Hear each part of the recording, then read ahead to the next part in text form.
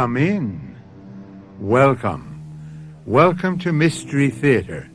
I am Hyman Brown. It rains, we are told, on the just and the unjust alike. While this is undeniably true, how does it happen that some people always seem to weather the storm? How do you account for the fact that some people always manage to have an umbrella? And indeed, how can you explain how some people can be caught in a cloudburst and never even get wet? How did it happen? The gun, it just went off. Did it really, Paul? The police are satisfied.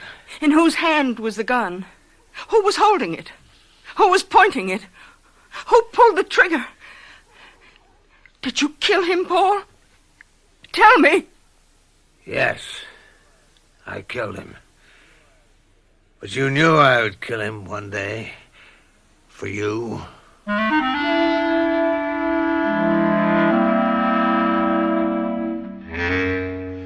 Our mystery drama, Side Effects, was written especially for the Mystery Theater by Sam Dann and stars Mandel Kramer and Robert Dryden. I'll be back shortly with Act One.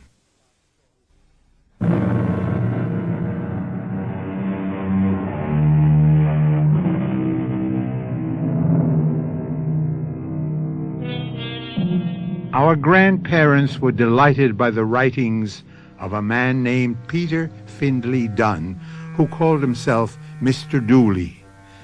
Mr. Dooley was quite a phrase maker. He had one for every occasion. For example, he described a fanatic as a man who does what he knows the Lord would do if only the Lord had the facts in the case. That is a remark that is germane to our story about justice. Yes, Mr. Dooley said, justice is blind, and she is also deaf and dumb and has a wooden leg. Sometimes justice does seem that way. Hello? Hello, Rita. Oh, Mr. Rutledge. Is Melvin home? Would you believe it? He went to the lab. I'm going to take away that fella's key. It's Sunday. What do you want to go to the lab for? Something was bothering him as usual. He's due up here at the lodge. I know. He's going to kill my whole morning. Do something for me, Rita. Oh, sure. Anything. You know that. Darling, tell him to come right out to the blind instead of to the lodge. I'm not going to waste all that shooting time. Okay. Why don't you come up, too? Oh, killing poor innocent ducks is hardly my idea of sport. No, I'll give Melvin your message. Provided he shows up.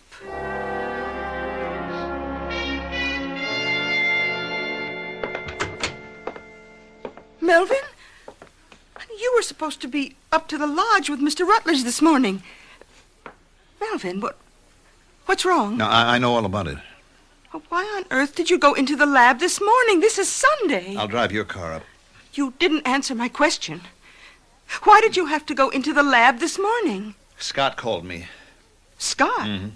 What does he have to do with it? He had to show me something. This morning? Yes, it bothered him, and he didn't know what to make of it. It couldn't wait till tomorrow? As it turned out, no. Well, what was it? Something Paul should know about. Serious? Yes. Look, I don't know when I'll be home. Well, why not? After Paul hears what I have to say to him, I think he'll want to go back to the lab with me. Darling, what is it? It's a problem. I understand it's a problem, but what about? I can't tell you, Rita. This is something that belongs to Paul, and he's entitled to know first. Now, I better get going. But you look so nervous, upset. Well, I guess I am. Darling, maybe you shouldn't drive. Let me go with you. No. Paul won't want anyone else around. Melvin, you make this sound as if it's the end of the world. For some people, it might very well be. Now, promise me you'll drive carefully. I always drive carefully. Not when you're this nervous. Promise? Please?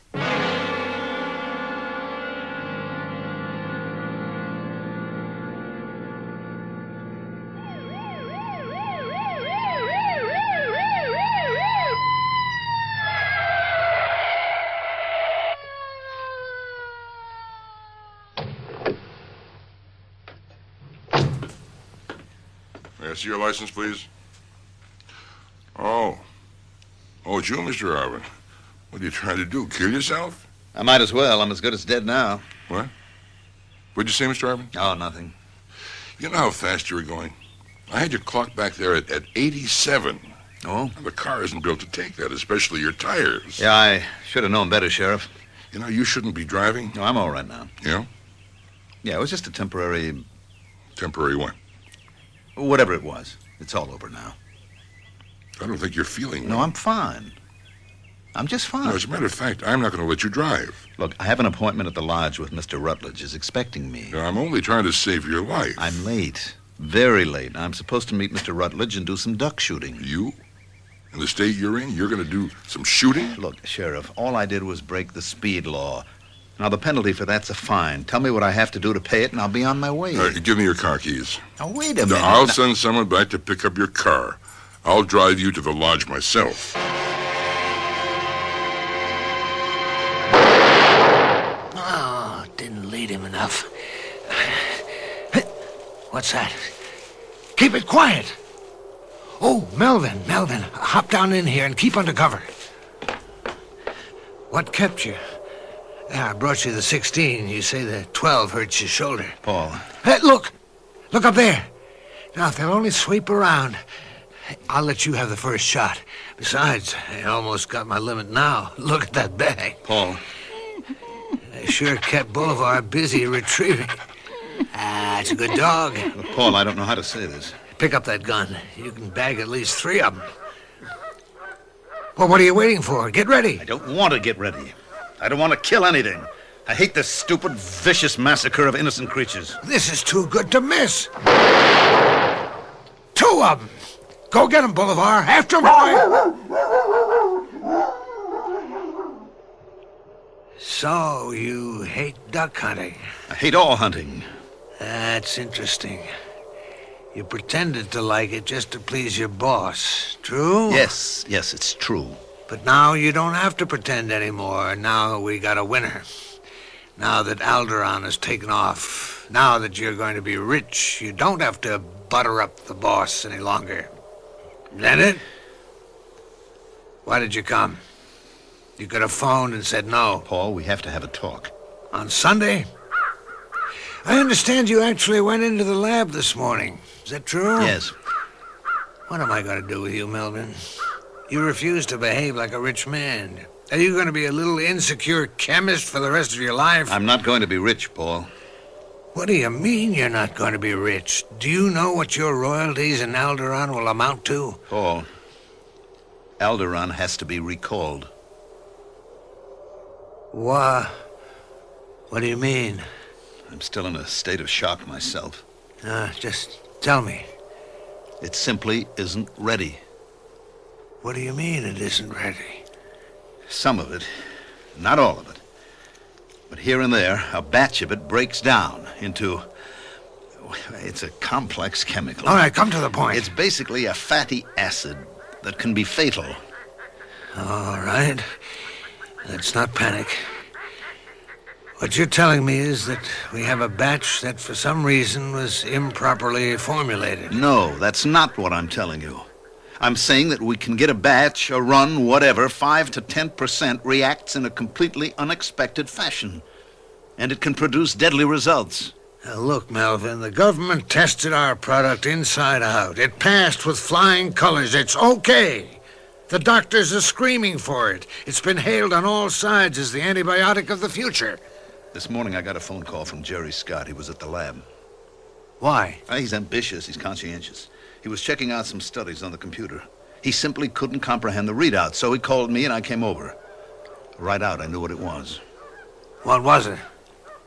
These were earliest Alderaan samples. You remember, Paul, when we called it Proto-Alderaan when we started 5 years ago?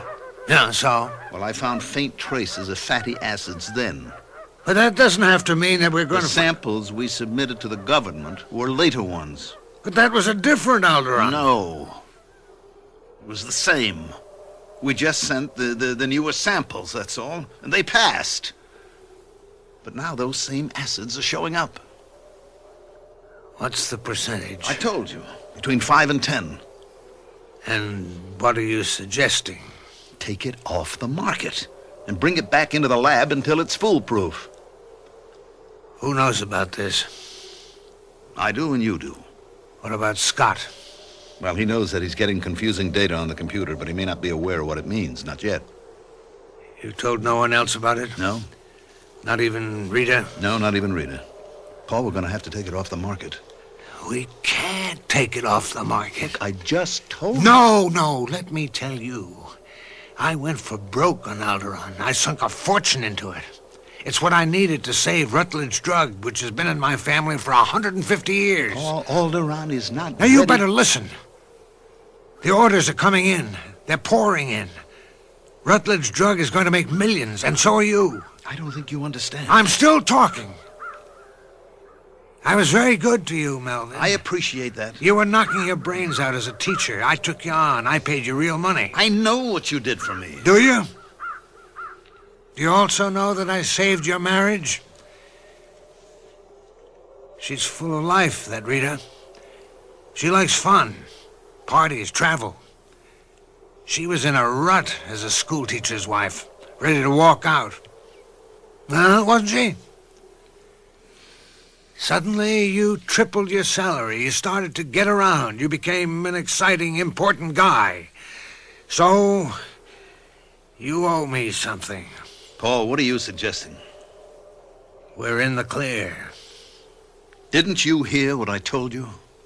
What did you tell me? That some old, unused samples may have a tendency, in rare cases, to produce a harmful acid?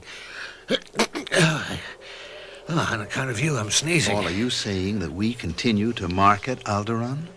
We test out perfectly.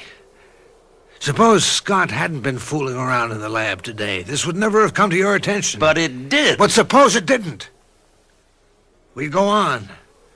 Maybe a year from now, it'd come out that a minute percentage of Alderaan can be harmful. Fatal. We are in the clear, legally. Ethically? Ethics? Where would you find a more ethical guy than me? Work for any of the other companies. Any discovery, new product made by any employee belongs to the employer. They all have those conditions, don't they? Yes, Paul, but that... What do they give you when you discover something for them? A hearty handshake. Me? What did I tell you right off? You come up with something, you get a piece. And I've lived up to my bargain. And I appreciate that, but... How much time do we have? Who knows? 6 months? A year? Maybe more, maybe less. Give me 6 months. What? By that time, I'm on my feet again, financially. Then we'll pull it off the market ourselves. I'm sorry, Paul. I can't go along with that. We have to withdraw Alderaan tomorrow. You really mean that, don't you? Look, at any time, anywhere, any batch of Alderaan may go bad, may become fatal. It has to be done. You do really mean that, don't you? I'm sorry, Paul. I'm sorry for both of us. Your mind's made up. There's nothing I can say to you. Paul, it all comes down to this. A man does what he has to do. Mm-hmm. That's right. You do what you have to do. You have no choice. Yes, Melvin. You just said it. Hey, Paul. Paul, what are you... Paul, don't! You just said it. I have no choice.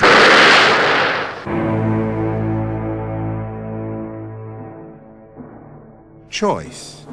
Life is a series of choices each of us is required to make, and each choice leads us inexorably to the next one.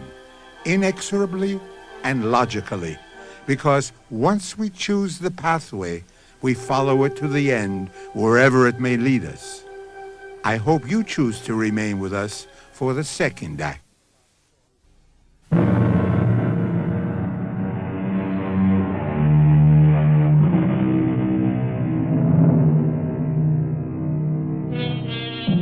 When Paul Rutledge and Melvin Arvis agreed to meet Sunday morning for some duck hunting, did either of them dream that it would end with Mel dead from a shotgun blast fired deliberately by Paul?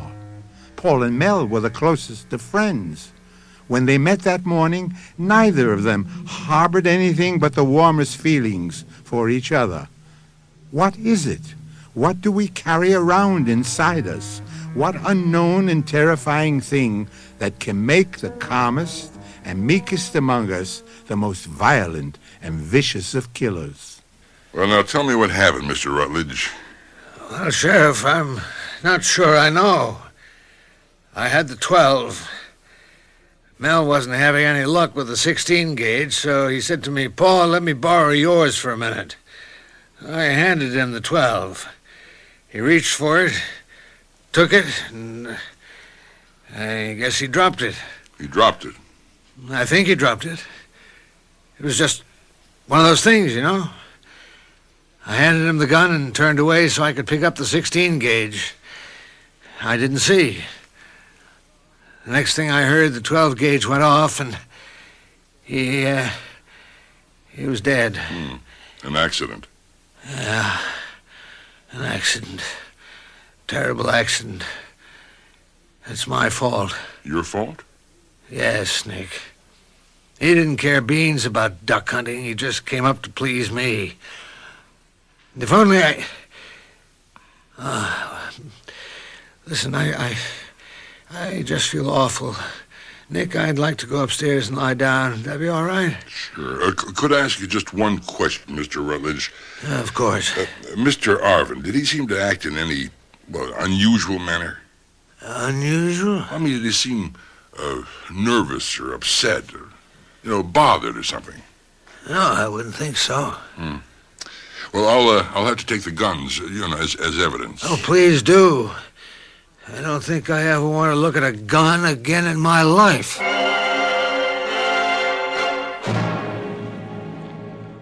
Well, what's the story, Doc? Well, it's obvious he caught a charge from the 12 gauge. Which went off accidentally. I guess so. Well, at least that's how Paul Rutledge tells it.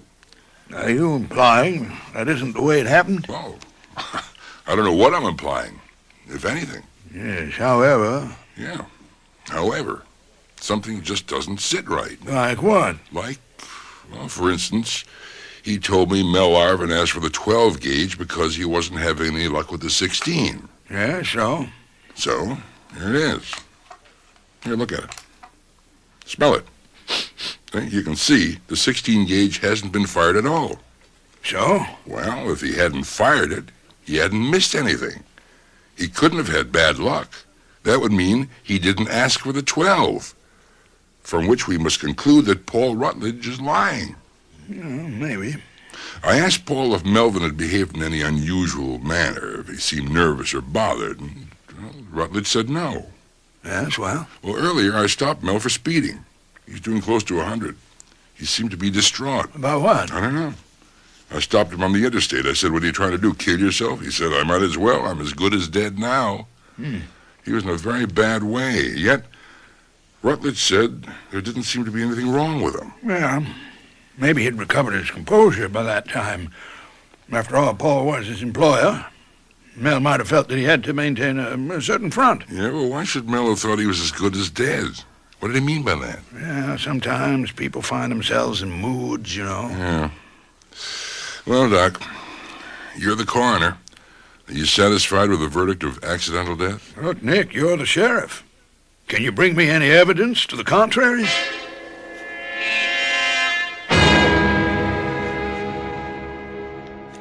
I don't know. Now, Mrs. Arvin, I appreciate how difficult a time this is for you, but, well, when I saw your husband, he was in a very agitated state. Yes, I know.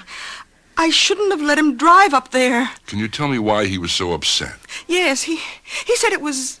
Well, there was a problem. What kind of a problem? At the lab.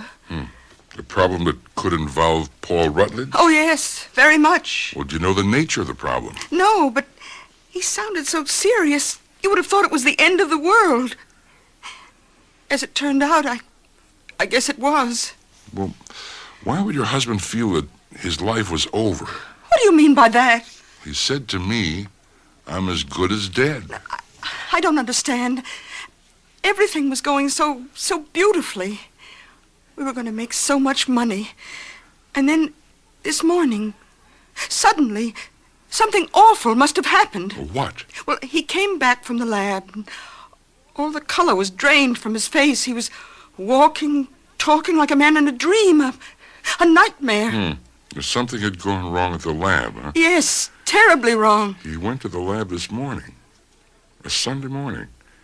Yet he had a date to hunt with Paul Rutledge. Now, what made him go to the lab? Well, there was a call from Jerry Scott, his assistant. Uh-huh.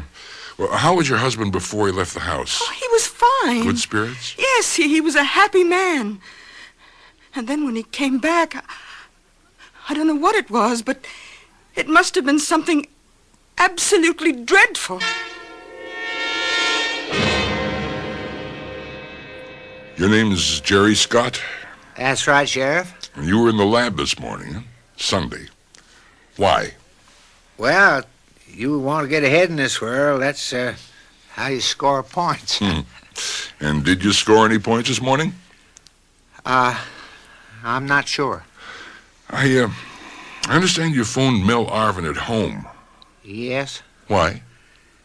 I was checking some records on the computer, and I couldn't believe the printout. Well, I don't know anything about it. You could never explain it, so I could understand it. But in a general way, what do you mean? Well, Sheriff, every step in a long series of processes, they ramify into hundreds of thousands. Easy, just go easy, huh? Well, they furnish a series of answers which have to check out. Well, I wasn't getting logical answers. Something was wrong With what? with one of our procedures. Is it wrong enough to produce such agitation in Mel Arvin? Yes? Well, what did the computer refer to? Well, I don't know. You don't know. Or you're not telling. Well, there's very tight security around here. Well, if you had a guess.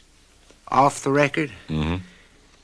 it had to do with big number one, What's that? Alderon. Alderon? Yeah, the best, the most effective, the greatest all-around antibiotic ever made. We just got to go ahead, and we're swamped. We can't turn out enough of it. Well, then was Mel Arvin depressed because it develops there was something wrong with Alderon? How could there be anything wrong with Alderon? Well, why was he so down? He was really set back, wasn't he? Oh, yes. Why? I don't have the faintest idea. Well, Nick, where have you been? I've been following a line of inquiry. That sounds pretty good. What's it mean? Well, it means we can't be altogether certain that Mel Arvin's death was an accident. Well, if it wasn't an accident, what was it? Murder. Murder? Are you saying Paul Rutledge shot him? Yep, I am. Why? What motive? Well, I think Mel Arvin brought Paul Rutledge some very devastating news from the lab. About what? Well, this great new miracle drug they came up with, Alderon. Yes, but there's nothing but good news concerning Alderon. It's been tested, tried, investigated. It's fantastic. I use it on all my patients. Not an infection so far I can stand up to it. Well, I'm just giving you the facts. What facts? Well, evidently, Mel Arvin's discovered something about Alderon.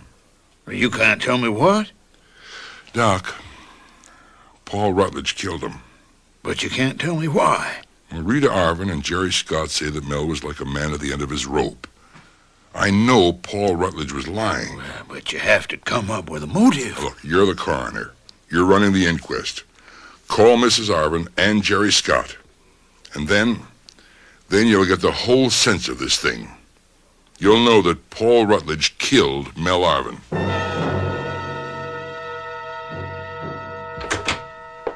Paul!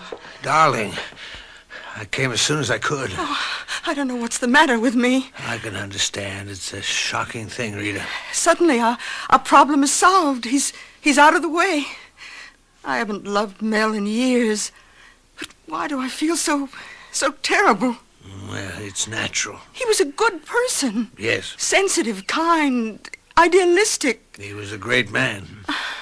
I guess it's just guilt. We're human, Rita. We can't help ourselves. But, darling, we may have a problem.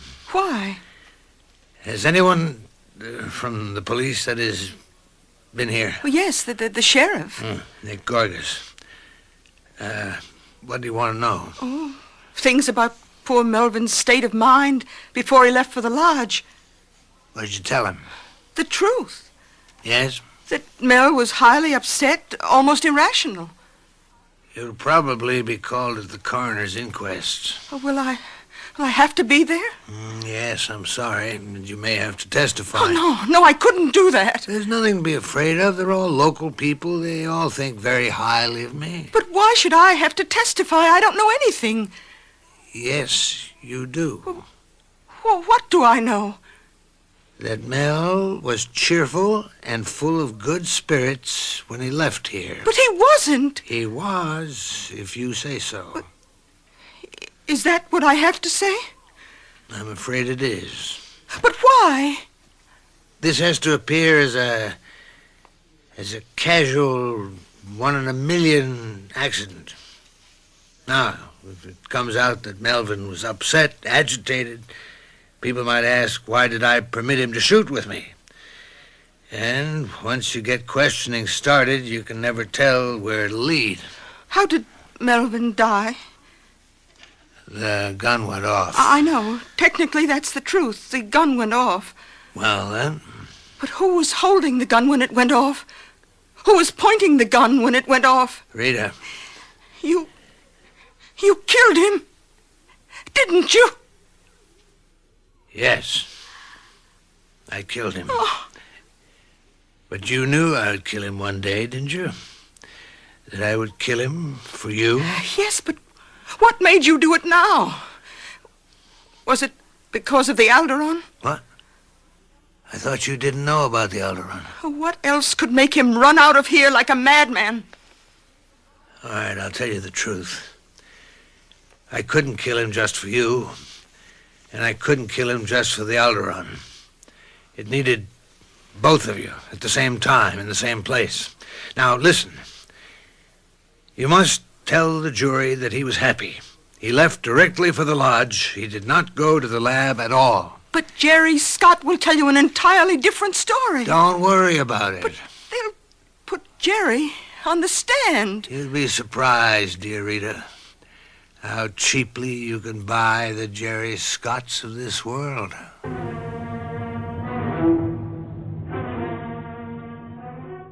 Of course, that's the way it goes. Money talks. Money talks louder than truth.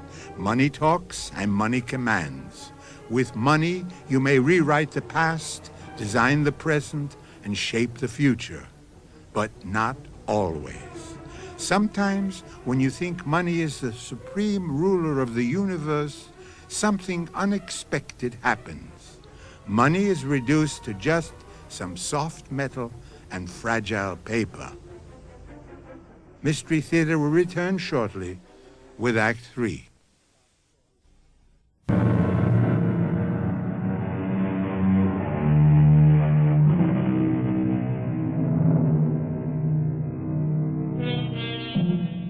Does life mimic art, or does art imitate art, or does it matter?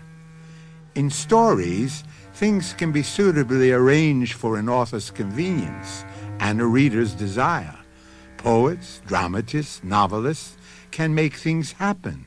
They decide who lives, who dies, who shall be rich, who shall be poor, who wins the fair lady, and who loses her.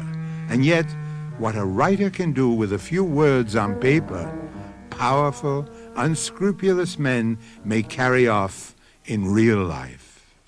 Now, Mrs. Arvin, just what happened on Sunday morning? Sunday? Oh, yes. Well, my husband got up early. He had this appointment with Mr. Rutledge. They were going duck hunting on Mr. Rutledge's estate. Well, he had his breakfast and left the house, and that is the last I... That's all I know. Just a moment. You have something to say, Sheriff? May I ask the witness a question, Doc? Go right ahead. Mrs. Arvin, didn't your husband receive a telephone call? A call? Yes, from the lab. And didn't he go there?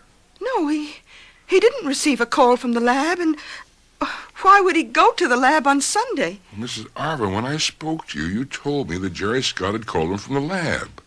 I did? Yes, Mrs. Arvin. Well, how could I have said a thing like that? It simply isn't true. Doc, I'd like the court to call Mr. Jerry Scott. Miss Scott, you realize you're under oath? Oh, yes, sir. Yes, sir, indeed. All right, then. Now, where were you on Sunday? Where? Yes. Well, most of the morning in Culver Park. I go jogging every Sunday. Were you at the laboratory that morning? No. I mean, why? Why would I go there on a Sunday? Kill the weekend. Mr. Scott, you remember that I spoke to you? Oh, yes, Sheriff, I do. I most certainly do. Do you remember you told me you'd gone to the lab? No, sir. I most certainly didn't. Well, you insist you didn't go into the laboratory and find something wrong that caused you to call Mel Arvin? Sheriff, I can't imagine where you'd get that idea. Mr. Rutledge, you claim Mel Arvin said he had no luck with a 16 gauge, and therefore he wanted to try your 12. Yes, Sheriff. Oh, excuse me. I caught a bad cold Sunday morning in the duck blind. I can't seem to shake it. But examination of the 16 gun just an hour after the death of Mr. Arvin proved it had not been recently fired. What Melvin actually said was, I never have any luck with a 16, and that's why he didn't even want to bother with it. Yeah. And you claim he didn't seem to be distressed in any way. No, he was quite relaxed and happy. Uh-huh. He said nothing about having been to the lab. No, nothing at all. Nothing about problems with any of the products. No, not at all. Now, Sheriff, we seem to be going around and around with these witnesses. If you have got anything new to bring up, please do so. Otherwise, I shall have to ask the jury to leave and consider their verdict. Ladies and gentlemen of this coroner's jury, have you reached your verdict? We have, Your Honor. We find death was due to the accidental discharge of a firearm. Hi, Sheriff. Mary? What'll you have? What can I have? I'm on duty. How'd you like me yesterday? First time in my life I was ever on a jury. And foreman. I mean, four-person at that. Mary, wasn't there any doubt in anybody's mind? Doubt about what, Nick? Well, about anything. Nick, we've been friends a long time, so a word to the wise. Lay off. Lay off? Lay off what? People are starting to talk. They noticed it. You better explain. Were you actually out to get Paul Rutledge? Get him? It sure did look that way. Well, I believe I still have a duty to perform. Sure. But it seemed you were trying to prove that Paul murdered Mel Arvin. He did. Nick. Look, I was the last one to see Mel Arvin alive, besides Paul. Mel was a wreck. Nick, listen to me. In a minute. I may be wrong about the motive. What motive? Well, I figured it had something to do with the laboratory. The way I doped it out, Mel uncovered something that could only mean a disaster. And maybe Paul had to kill him to keep it quiet. You're really going on, aren't you? And suddenly, as I saw the two of them in the courtroom... The two of whom? Paul and Rita Arvin. What about Paul and Rita Arvin? Well, they're a pair. They're a combination. Come on, Nick. Mary, look, you're a woman. You're supposed to be alert to these things. You mean you look at Paul and Rita and you don't see anything there? Huh? Maybe that's why Paul killed him. Why do you keep saying Paul killed him? Because of Rita. He wanted Melvin out of the way. Okay. Now you hear me out. What you have is a lot of fancy speculation. I know I'm right. I've caught every one of these people in a lie. You don't have one shred of proof. Let me tell you what I heard Joe Soames say here last night at the bar. Joe Soames? Joe was saying, well, something like, Nick is too young to be sheriff. Well, I'm 41 years old. He said that you're bored. There's no action here. So when something like this happens, you try to squeeze all the juice out of it you possibly can, even if there isn't any to begin with. Why is it so clear to me and to nobody else? Because nobody wants to believe Paul Rutledge could do anything wrong. Nick, you weren't born here. You're an outsider. I've lived here 20 years. You're still a stranger. The Rutledges are original settlers here. The Rutledges were always millionaires, but they always loved this place. They always helped the folks hereabouts. Nobody went hungry if the Rutledges knew about it. Now, if some poor kid was smart, the Rutledges fixed it for him to go to college. And who do you think sent Doc to med school? Paul's father. I know. I'm aware of all that. And what about jobs? There's always a job at Rutledge Drug for anyone who's out of work. Look, I only know I have a duty to perform. Oh, people are blind when it comes to the faults of any Rutledge. Blind, deaf, and dumb. Well, what am I supposed to do? Even if you're right. Even if Paul Rutledge did, as the lawyers say, willfully and with malice aforethought, shoot and kill Melvin Arvin. Nobody here wants to know about it. Now, where are you going? Over to see Doc. What for? Well, he's an officer of the law. I hope I can get a straight answer from him.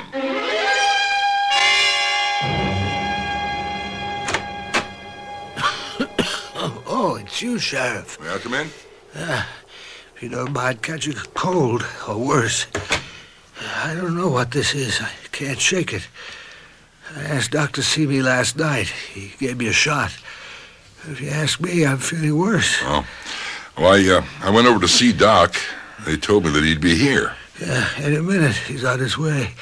Oh, excuse me. There I go. I'm sorry you're not feeling well. But, I have to ask you a question. Did you kill Mel Arvin? That's some question. Can you answer it? No. I mean, no, you can't answer it, or no, you didn't kill him. Look, we're alone here in the lodge, Mr. Rutledge. It's between you and me. Nobody could prove anything. Did you kill Mel Arvin? Given those as ground rules, the answer is yes. Why? There's no simple answer. There are many factors. Was one of those factors Mrs. Arvin? You mean it's obvious? I thought we behaved more discreetly. Then it's true. You've been having an affair with Rita Arvin. You make it sound rather tawdry. Well, call it anything you like. It's true, isn't it? For the purposes of this discussion, yes. But you can't prove it. A man is having an affair with another man's wife. Her husband is found shot to death in the duck blind with the wife's lover. If the jury knew that, would they have decided on accidental death? But they didn't know it. Well, the facts can still come to light. How? Somewhere there has to be evidence. Huh? Of what sort? Well, someone can be found who saw you together. Waiters, waitresses, hotel room clerks. My dear Nick, no such evidence exists. Now, something exists. And I'll find it. No, I don't think so. Let me tell you why. There's too much going against you. Now, look, I know how people here feel about you and the Rutledge name, the Rutledge legend, but facts can't be denied.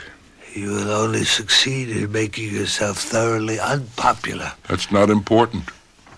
Nobody gets away with murder. Don't be silly, Nick. People everywhere, every day, get away with murder, and worse. Especially people like me. You can't touch me, Nick. I have the position, the influence, the money to bury, to completely destroy whatever evidence could bring me to book. You'll destroy only yourself. Well, if that's how it has to be, I'll risk it. Look, I'm not a killer by nature. I was in a situation where I was overwhelmed. I did what I had to do. I know I'll never do anything like it again. Don't look for evidence, clues, leads, whatever, because nothing exists. You really believe that, huh? It's true. Look, I may be a fool, a sucker, naive, but I believe in justice. I believe you're going to pay for it. In the end, you're going to pay. Such a belief brings you comfort. Cling to it, by all means. Now, you must excuse me. I'm not well. I would like to get some rest. I'm sure you can let yourself out. Goodbye, Nick. Goodbye, Mr. Rutledge. For now.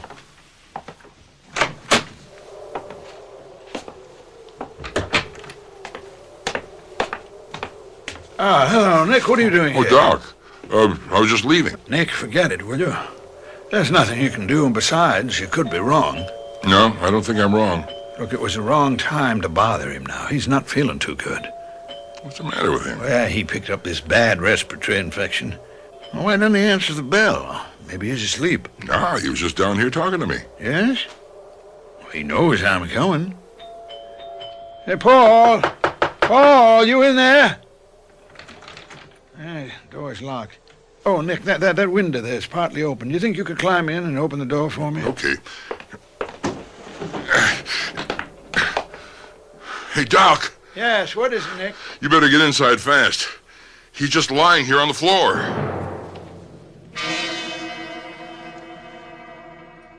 Doc? Well, he's dead, Nick. I don't understand it. What happened?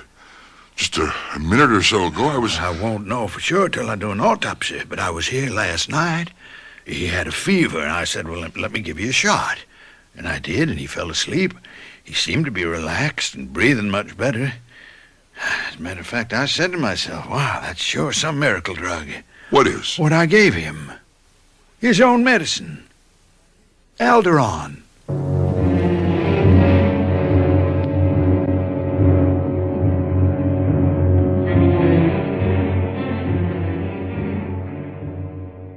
I'll be back shortly with a final thought.